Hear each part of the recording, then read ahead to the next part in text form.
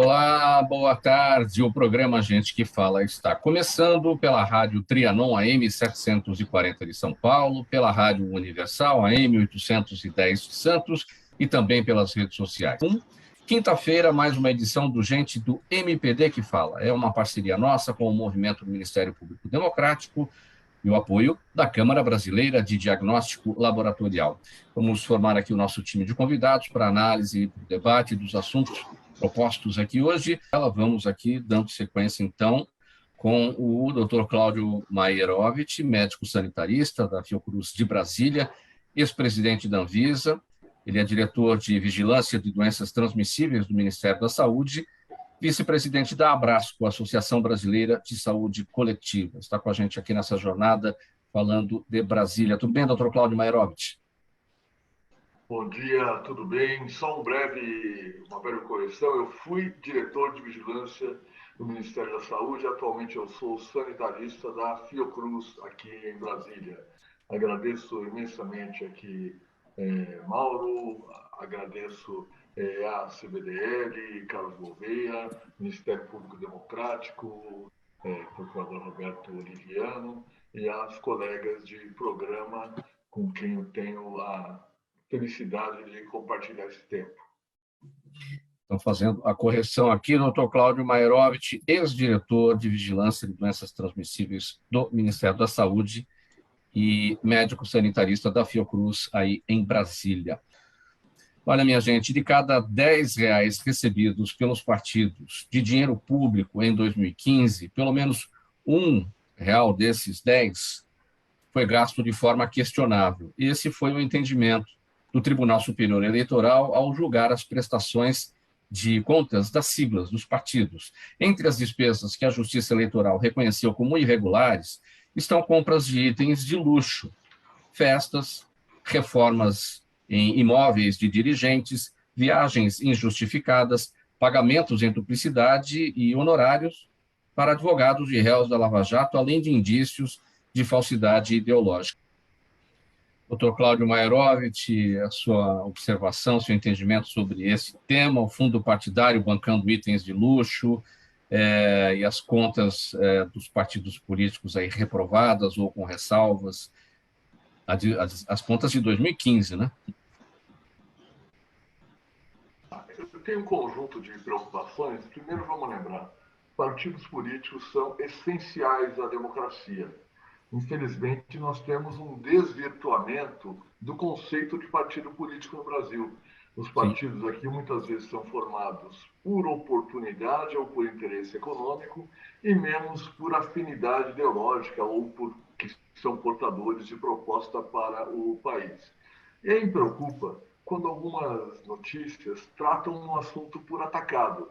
Aprendi aí com colegas juristas ao longo da vida, faço referência do procurador Oliviano, a questão do direito ao contraditório. Então a gente viu a notícia de que todos os partidos estão agindo de forma errada. Acho que é provável que todos tenham irregularidade, mas eu hesito em acreditar em alguma regra que é descumprida por 100% das pessoas sujeitas a esta regra. Acho que é importante, então, não apenas julgar luz no assunto de forma geral, mas nos seus detalhes, procurando saber o que foi gasto com atividade política, que talvez se aproxime mais da finalidade do uso desse recurso, e o que foi gasto com interesses pessoais, com luxos, com quaisquer tipo de despesas que digam respeito às pessoas e à sua vida, e não à vida política das pessoas e dos partidos. A Corte de Cassação de Roma, que é a última instância da justiça italiana, rejeitou o recurso apresentado por Robinho e por Ricardo Falco, amigos do jogador, e confirmou a condenação de ambos a 9 anos de prisão por violência sexual de grupo cometida contra uma mulher albanesa numa boate em Milão, no ano de 2013. Essa sentença é definitiva, não cabe mais recurso, e a execução da pena é imediata. Com a condenação, a justiça italiana poderá pedir a extradição de Robinho e também do amigo Falco, né? Mas a nossa Constituição, veta a extradição de brasileiros. Desta forma, a Itália poderá pedir que eles cumpram as penas numa penitenciária aqui no Brasil. Doutor Cláudio, seu entendimento? Bom, quanto ao mérito, não há dúvida, é uma atitude repugnante, inaceitável. Isso acho que todos os colegas aqui de programa já foram bastante enfáticos. Preocupa-me essa possibilidade da impunidade. Primeiro, porque o tratado existente entre Brasil e Itália não prevê a execução automática da pena aqui. Isso significa que dependemos ou do Superior Tribunal de Justiça ou do chefe do Poder Executivo. E aí vamos lembrar, este chefe de Poder Executivo, antes de ser presidente da República, quando deputado, fez discurso na Câmara dizendo que só não estuprava uma colega porque ela não merecia. Então, eu acredito muito pouco na possibilidade de que aquele senhor venha a dar algum passo, algum apoio a essa punição, ou algum apoio a políticas que protejam a mulher, que protejam apenas a mulher, mas as pessoas fragilizadas em qualquer situação, uma vez que o seu discurso é de violência contra essas pessoas. Espero que, num lampejo de demagogia, que seja, num ano eleitoral, isso permita uma decisão diferente. 28 minutos, 27 minutos para 1 da tarde agora, e vamos para o nosso próximo tema. A diretoria da Anvisa decidiu ontem adiar a liberação do autoteste de Covid no país, pedido pelo Ministério da Saúde na semana passada. Por 4 votos a 1, a agência deu um prazo de 15 dias para que o Ministério apresente informações adicionais sobre o uso dos testes que já são usados nos Estados Unidos e na Europa. A diretora Cristiane Jordan foi a única que votou para liberar o autoteste, mas fez ressalvas para destacar que o Ministério deveria detalhar uma estratégia de testagem em âmbito nacional.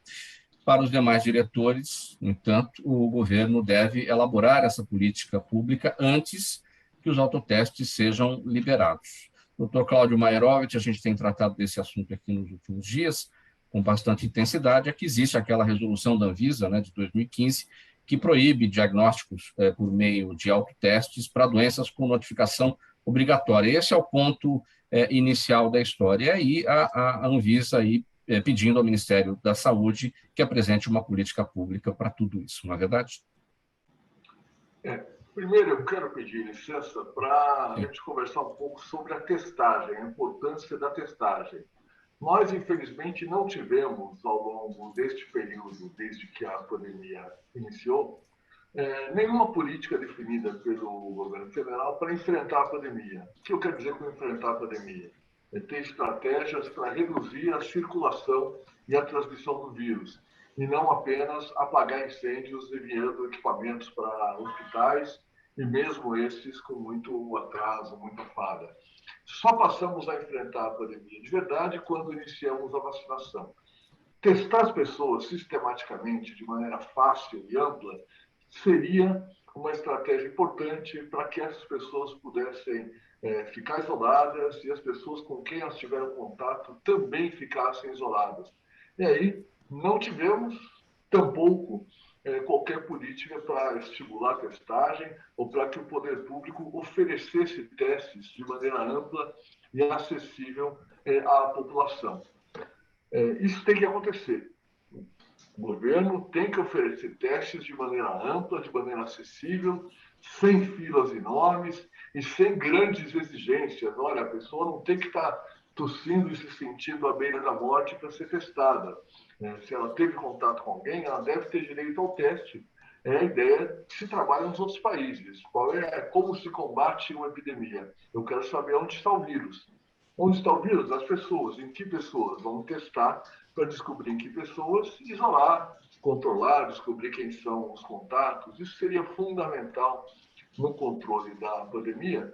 E o autoteste, ele pode ser um elemento complementar importante, porque facilita muito o acesso e dá autonomia para as pessoas, sem que elas tenham que pegar uma fila de um serviço de saúde para passar por um profissional que vai pedir um exame e aí pegar uma fila e descobrir aonde está disponível esse exame ou pagar um valor que, em geral, é inalcançável para a maior parte das pessoas para conseguir fazer um teste. Então, o autoteste é um elemento importante, isso tem sido demonstrado em vários países europeus, Estados Unidos, Canadá, como um complemento importante e que deveria, sim, ser parte de uma política pública.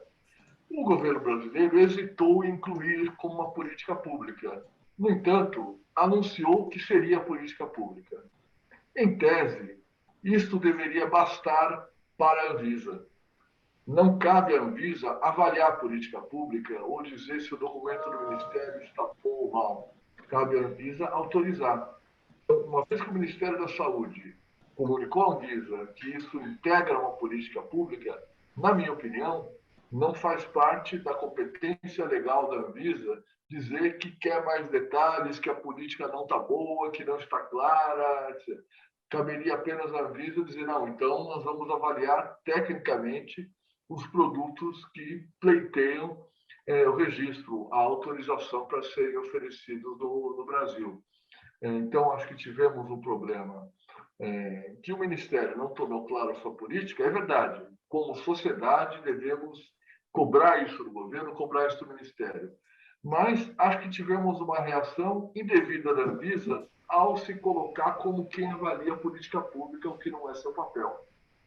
Quais são as implicações, então, doutor Maierovic, em relação a essa reação da Anvisa, uma vez que isso acaba provocando um atraso, e a próxima etapa justamente seria a Anvisa analisar o que os fabricantes têm à disposição para colocar no mercado. Enquanto isso não acontecer, enquanto a Anvisa não tiver o que ela está exigindo do Ministério da Saúde, essa etapa não vai acontecer. Ao longo dos últimos dias, acho que todos nós temos percebido, duvido aqui que qualquer um dos presentes, das pessoas que nos ouvem nesse momento, não tenha tido na sua família alguém com diagnóstico de Covid nas últimas 2 semanas. Está sendo uma onda avassaladora, impressionante. E acabaram os testes. Não tem teste em farmácia, não tem teste em laboratório, não tem teste em lugar nenhum. Deveria haver uma sensibilidade grande para que houvesse uma disposição para importar, para oferecer no mercado, para colocar à disposição das pessoas esse instrumento. Isso é fundamental. Então, acho sim, o Ministério da Saúde tem que fazer um anúncio de uma política mais consistente, tem que oferecer, e não apenas dizer que as farmácias podem vender testes, tem que oferecer gratuitamente, como faz o Reino Unido, a França, a Alemanha, uma série de outros países que trabalham com essa estratégia. E a Anvisa, na minha opinião, caberia, sim, proceder à análise técnica, e isso não deve ser surpresa, porque o autoteste, ele é idêntico ao teste de antígeno que já é oferecido. O que muda é a rotulagem e são que devem ser dirigidas ao público leigo e não aos profissionais especializados que fazem nas farmácias e laboratórios. Então, a expectativa que havia realmente era que em poucos dias já houvesse autotestes à disposição da população. E para finalizar esse tópico, doutor Cláudio Maierovic, em relação à notificação que cada usuário desse teste vai ter que fazer para o Ministério da Saúde, estamos em condições, o brasileiro tem condições de entender isso, o brasileiro médio tem condições de entender isso, como fazer isso? Claro, a notificação é uma preocupação importantíssima. Trabalhei com isso a vida inteira, com notificação de doenças, inclusive no Ministério. É isso que alimenta as decisões sobre Sim. as políticas e sobre o controle de doenças. No entanto, nós não podemos deixar de oferecer uma política pública porque há dificuldades do poder público em ter informações. Então, isso é uma coisa importante. Agora, vamos olhar para o que está acontecendo hoje. Hoje as pessoas não têm acesso ao teste, não fazem teste, portanto elas têm a doença e isso não é sequer conhecido. No outro cenário, as pessoas teriam acesso ao teste, fariam o teste, uma parte seria positivo e talvez uma parte dessas pessoas não notificassem. Agora, a parcela que notificasse já seria um ganho em relação ao que existe hoje. Nós temos que oferecer o teste e dar muita informação para as pessoas. Tem uma estratégia de comunicação e fale da importância da notificação, ensine a fazer o teste adequadamente, interpretar e a ter a atitude de proteção. Eu posso fazer uma pergunta para o doutor Cláudio? Sim, doutora Camila. Como advogada de proteção de dados, eu gostaria que o doutor Cláudio me explicasse como que é essa notificação. É através do aplicativo? Como que é esse compartilhamento de uma informação que a lei hoje considera como dado sensível, que é o dado de saúde? Nós temos sistemas de notificação no Brasil, que são sistemas do Ministério da Saúde, que protegem a identidade do usuário, respeitam, portanto, embora sejam anteriores, eles respeitam a Lei Geral de Proteção de Dados e são eles que alimentam o controle de todas as doenças. Nós não temos ainda sistemas que contemplem a participação direta do usuário. Agora, não me parece que isso seja um grande desafio tecnológico. Essa notificação poderia, inclusive, ser anônima, se o interesse é saber o número de casos, não é necessariamente saber quem são as pessoas. Mas ainda que não fosse anônima, ainda que fosse a notificação identificada, ela pode obedecer às mesmas regras, por exemplo, do Conect SUS, que é aquele sistema que oferece o atestado da vacina, que tem toda a proteção para isso. Né? Eu só vou pedir a brevidade de vocês. Dr. Cláudio Mairovich, em março do ano passado, pergunta aqui o Carlos Henrique Melo, ele está no Facebook, quando o Dr. Queiroga substituiu o general Pazuello no Ministério da Saúde, o senhor declarou, segundo aqui o Carlos Henrique Melo, que o pior do que está não fica. Aí ele pergunta, o Carlos Henrique Melo, se o senhor ainda acha isso. É difícil, difícil. A gente brinca que o poço não tem fundo, ou o inferno tem subsolo. Eu não acho que está pior, mas está tão ruim quanto, mostrando para nós que o comando da pasta do Ministério da Saúde não está nas mãos do ministro, mas está nas mãos do próprio presidente da República, que mantenha uma figura de fachada, seja ele general, seja ele médico, o que for. O Ministério da Saúde tem sido ausente nessa crise. Um agradecimento a vocês todos pela participação nessa edição do programa Gente que Fala de quinta-feira. É o Gente do MPD que Fala, parceria nossa com o Movimento do Ministério Público Democrático e o apoio da Câmara Brasileira de Diagnóstico Laboratorial. Agradecimento em nome de toda a nossa equipe.